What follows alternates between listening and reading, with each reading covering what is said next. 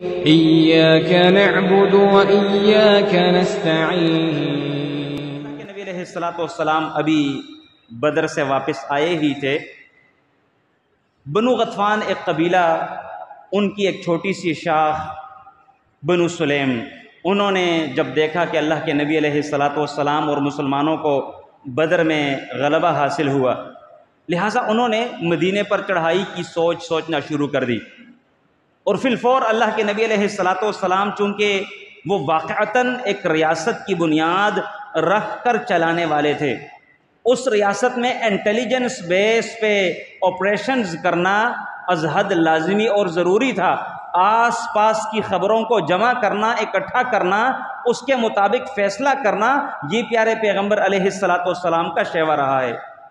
लिहाजा intelligence base पे उनको बताया गया कि बनु गतफ़ान की शाख बनु सुलैम तैयारियों में है कि वो मदीना मुनव्वरा के ऊपर चढ़ाई करें और अल्लाह के नबी अलैहिस्सलाम की इस जो एक नई नवेली रियासत थी, इस रियासत को बर्बाद कर दे, क्योंकि वो डर रहे थे कि अगर ऐसे ही ये लोग अपने कदमों के ऊपर खड़े रहे तो तब हमारी भी खैर नहीं होगी, सिवाय इसके कि हम हल्का बगोश इस्लाम हो जाएं।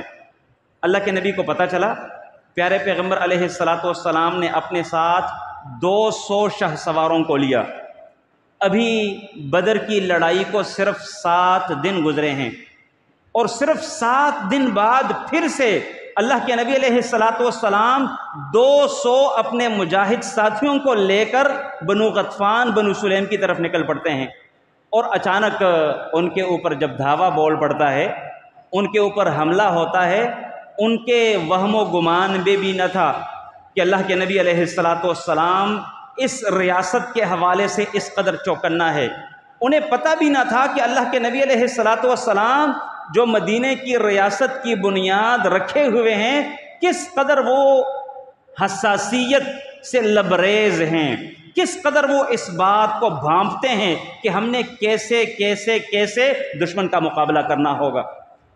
कभी खंदक खोद कर, आगे चलकर आप सुनेंगे, कभी मैदानों में निकल कर, कभी जाकर डायरेक्टली उनके ऊपर हमला करना।